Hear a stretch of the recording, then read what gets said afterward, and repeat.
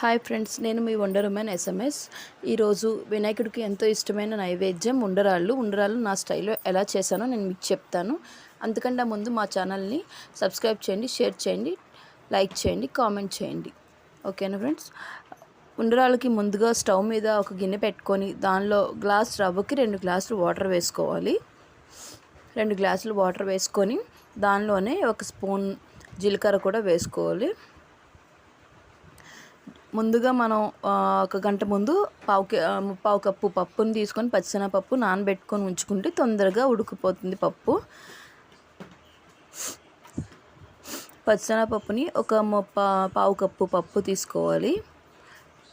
ఇలా నానబెట్టుకొని ఉంచుకుంటే పప్పు తొందరగా ఉడికిపోతుంది. నానబెట్టుకున్న పప్పుని శుభ్రంగా కడుక్కొని వేసుకొని దానిలోనే జీలకర్ర వాటర్లో అలాగే రుచికి సరిపడా ఉప్పు కూడా వేసుకొని మంటని మీడియం ఫ్లేమ్లో పెట్టుకొని 10 మినిట్స్ ఉడికించుకుంటే పప్పు ఉడికిపోతుంది. కొంచెం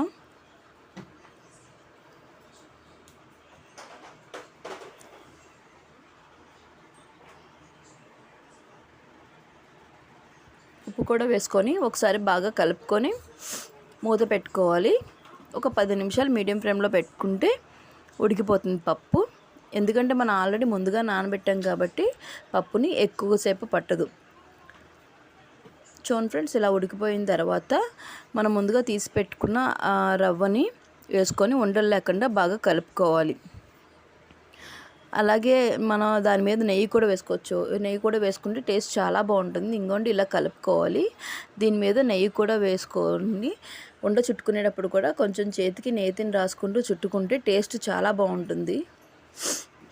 ఎక్కడ ఉండలు లేకుండా బాగా కలుపుకోవాలి. కలుపుకొని వీటిని ఉండల్లా చేసుకొని వేరొక ఇడ్లీ పాత్ర తీసుకొని దానిలో మనం ఇడ్లీలు ఎలా ఆవిరిపై ఉడికించుకుంటామో అలా కొన్ని వాటర్ వేసుకొని ఉండ్రాళ్ళన్నీ ఇలా పెట్టేసుకొని ఆవిరి మీద ఒక 5 మినిట్స్ ఉడికించుకుంటే ఇలా అన్నీ పెట్టుకొని ఉడికించుకోవాలి. మూత పెట్టేసి ఒక మీడియం ఫ్లేమ్లో పెట్టి ఒక 5 మినిట్స్ ఉడికించుకుంటే ఉండ్రాళ్ళు రెడీ అయిపోతాయి. చూడండి ఫ్రెండ్స్, ఇలా అన్నీ పెట్టేసుకొని